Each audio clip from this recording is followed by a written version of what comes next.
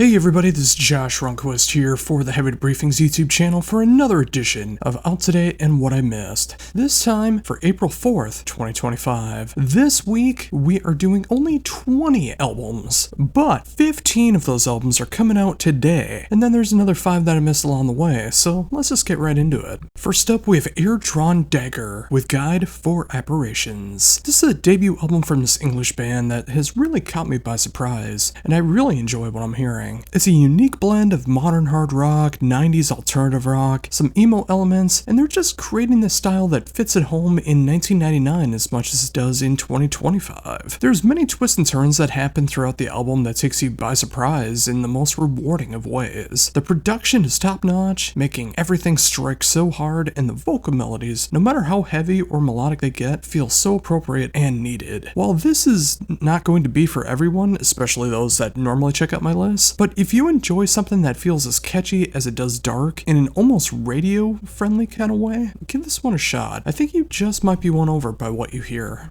Next up is what I hope I'm pronouncing right, but I deeply apologize for butchering Elderon with Par de la les Semes. If I got that wrong again, I am so sorry. 5 albums into this French metal band's career, and they have created the perfect soundtrack to 2025 in black metal. It's cold, dark, brooding, and filled with this mystical feeling that is so hard to describe, but when you hear it, it completely makes sense. Though the winter season is over, that does feel perfect for this particular season. As I'm writing this up, I'm looking outside and it's snowing, so, you know, what are you gonna do? But the production is quite raw, but it's also very appropriate. If you dig the likes of Dissection, Campfire, and Wither, you will find something to love here with Elderon. Up now, we have Allegiant with the Ossuary Lens. I can't believe Allegiant is on their 7th album already. Even more so, I can't believe that they sound this refreshed and inspired in all of that time. The band has conquered everything from tech death to melodeath to progressive death metal, and now in 2025, the band decided, hey, why not do all of it? Doing everything from some of the proggiest moments of the band's career to the best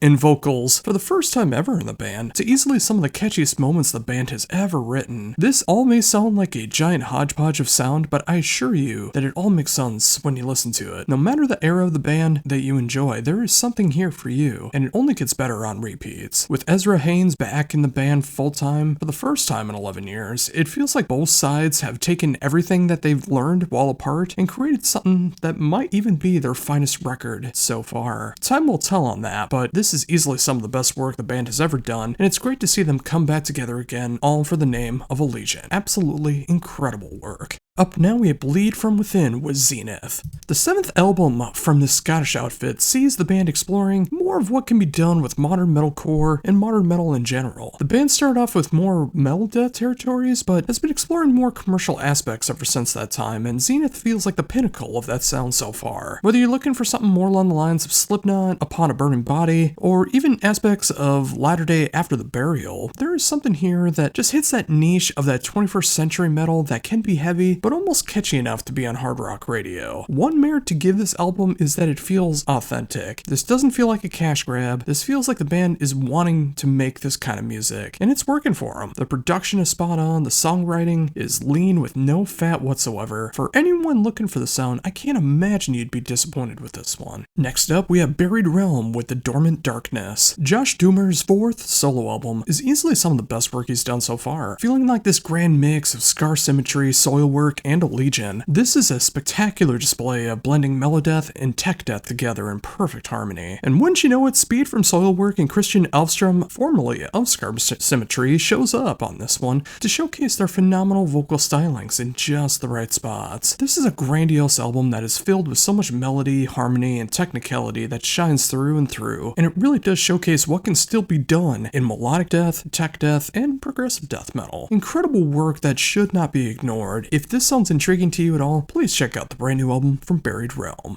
This is Det Neglector with Kinda Rips, and once you know it, it does kinda rip. Going into a completely different direction with the sophomore album from this Florida punk band is Det Neglector. This is pure 90s punk through and through. That is the right mix of rough and ready style of punk, mixed in with just enough of that 90s pop punk sound to satisfy both sides of the punk equation. This album is short and sweet with 13 songs and roughly 35 minutes long. This flies by, and it reminds me of those great moments growing up on this genre and leaves you wanting more. Between all 3 EPs and their debut album before this, there's plenty to love here if you dig punk, and this finds a way to pay tribute to the past, all while forging forward in the sound to really make it their own. It's great hearing this done in 2025 with such authenticity. Need some really good punk rock and pop punk in 2025, and I think that comes from Debt Neglector. Now we have Fractal Universe with the Great Filters. Fractal Universe is back with their 4th album, and what a wonderful album they have given us in this time. Continuing what would sound like if you mix Cynic and The Faceless together to create one of the best displays of progressive death metal, and it just keeps getting better and better with every listen. It's just proggy enough, it's just technical enough, but it never loses that sense of groove or direction in the songs. The production fits like a glove, and the musicianship on this one is just off the charts. I've always loved what these guys have done, and I hope that this album will show them off in the best light yet, and I really hope more people catch on to them, because if you dig this style of progressive metal, progressive death metal, and tech death with predominantly clean vocals, you will need Fractal Universe.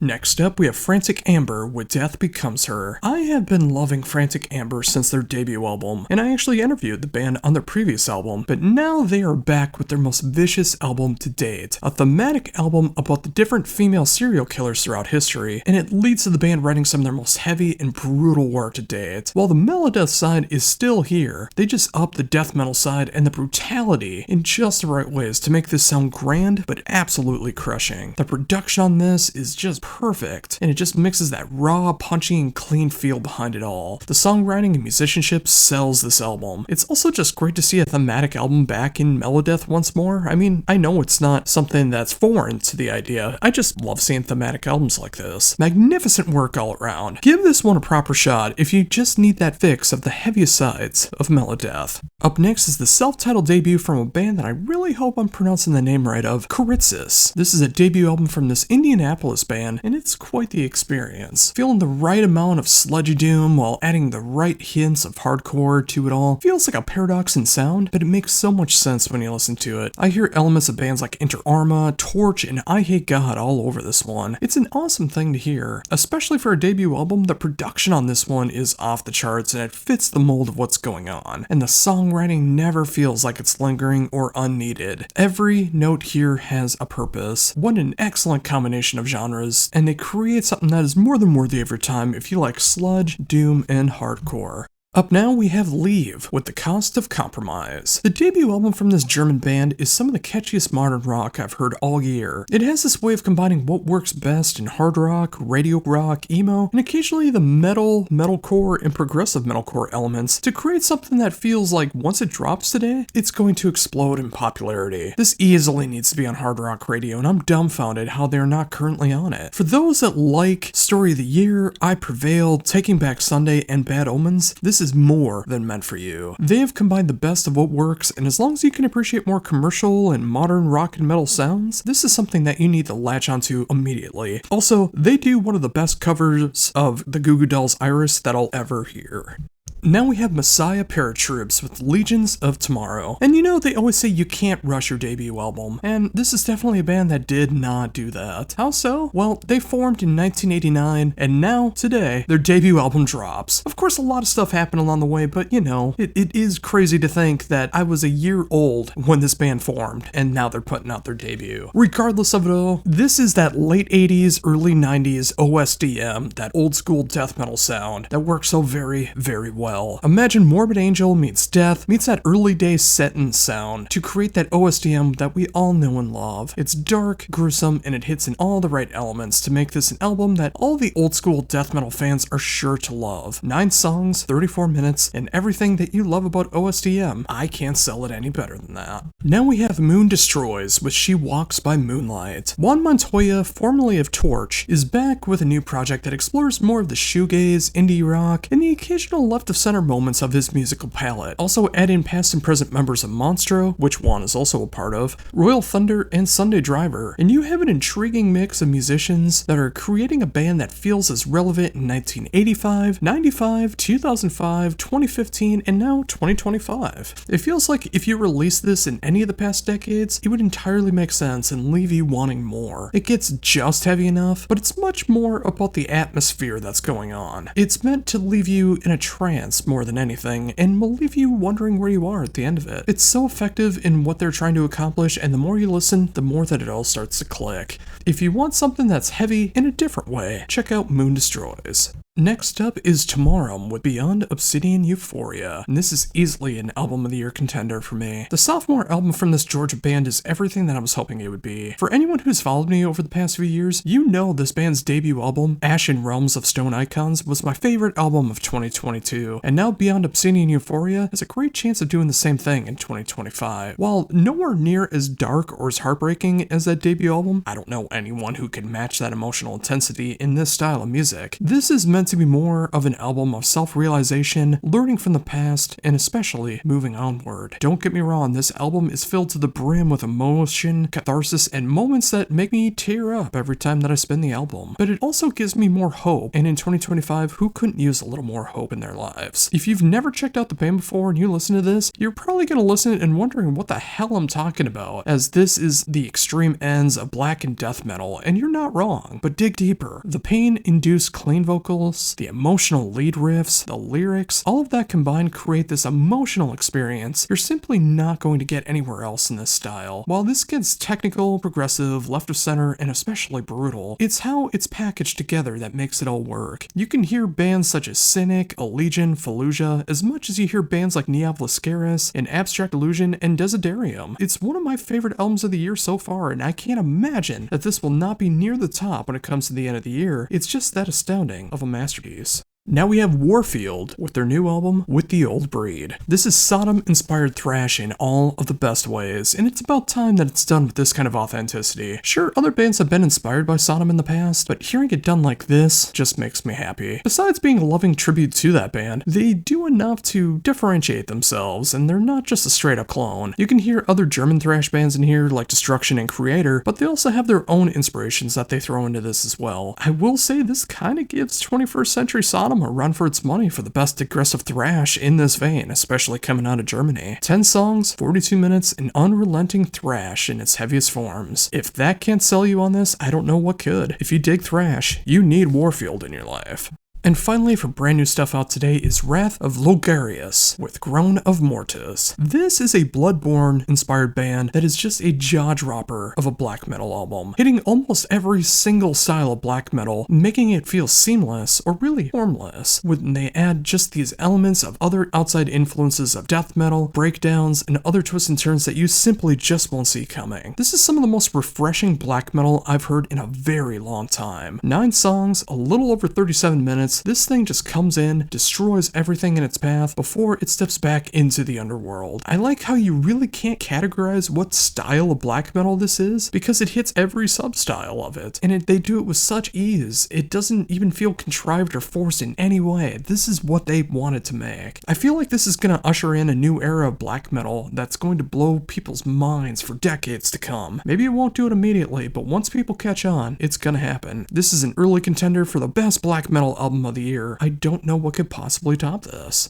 And now for everything that I missed along the way, starting with Death Heaven, with Lonely People with Power. And I gotta say, I think Death Heaven is at their strongest form ever. In an album that I'm so curious to see what direction they were going to be going in, considering their previous album was about 99.5% shoegaze, which is that tiny little bit at the very end going back into their old sound. Death Heaven is trying to reclaim that black gaze throne, and they have the potential to take it back if they didn't already. Granted, so many bands have been inspired by this band, and have been doing what Death Heaven has been pulling off for almost 15 years now. And of course, Death Heaven took that from other bands as well, but you know what I'm getting at. But to see them come back with what might be their best album to date is mesmerizing. Hearing 2 singles off this album, I was intrigued, but I was also kind of skeptical. Like, one single I really loved and the other one not so much. Then I heard the whole album and it was everything I wanted it to be. I'm still not going to be a big fan of when they do the pure shoegaze indie rock sound that they've done on the previous album Infinite Granite, but when it's done with the black gaze sound, they've shown everyone new and old to the genre how it's truly done. Is it the best black gaze album of the year? Well, time will tell. But it's at least a contender, and I don't think any other black gaze album is gonna have Jenna Hayes on the cover, so, you know, bonus points right there. Oh, memories. But yeah, if you want an album that is just not only going to show you how black gaze can improve and make it some of the strongest formula to date in black gaze, Death Heaven might be putting all the naysayers to shame with Lonely People with Power.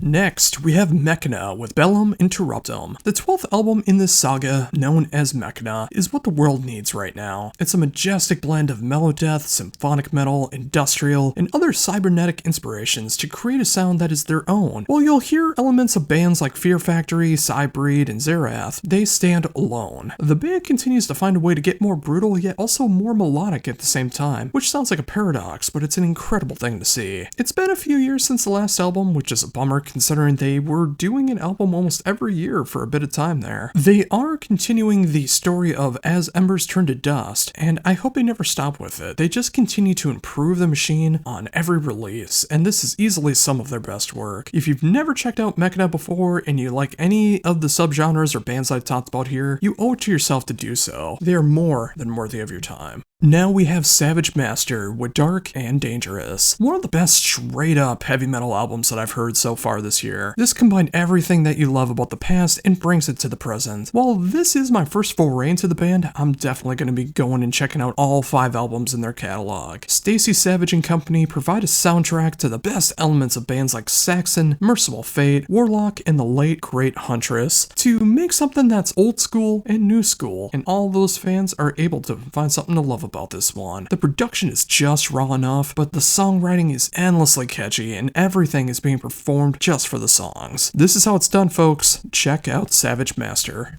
Next up is Sonus Mortis with Synapse the Hive Mind. The 8th album from this Irish one-man band is fantastic, and it's done in a way that is hard to describe. It gets just as brutal as it does majestic, as it does melodic, as it does evil sounding. It's so inspired and innovative, all while hearing elements of music that you already love. Kevin Byrne is doing some work here that so many musicians wish they could only pull off with such ease. It hits all the extremes while never sounding forced. It hits levels of musicianship that feels like bands that have been playing for decades could never pull off, and the production is just pristine in all the right ways. It hits a lot of different elements as well. I'm sure you won't like everything that's being done here, but I think the moments that you dig are done with such perfection that it will lead to repeat listens now and forever. This is spectacular work that if you enjoy the extreme and melodic ends of metal, you'll really need in your life. And finally, we're ending with some more AOR with Wheels of Fire and All In. This is the 4th album from this Italian AOR melodic rock band, and it just captures that late 70s, early 80s AOR style with such authenticity and the occasional metal moments that really strike you hard. Much like so many bands in the genre, you're not going to find anything too far out of their element, but that's not the point of this music. The point is to create the most solid and rockin' AOR they possibly can, and this more than fits that bill. From the dirty, gritty blues rock sound to the more heavy metal moments to just everything that you love about AOR, it's all here and you couldn't ask for anything more. The genre of AOR has been done graciously this year, and so much incredible music in the genre has been performed so far, and I'm glad Wheels of Fire is another one of those bands that are carrying the torch in 2025. Absolutely stellar work.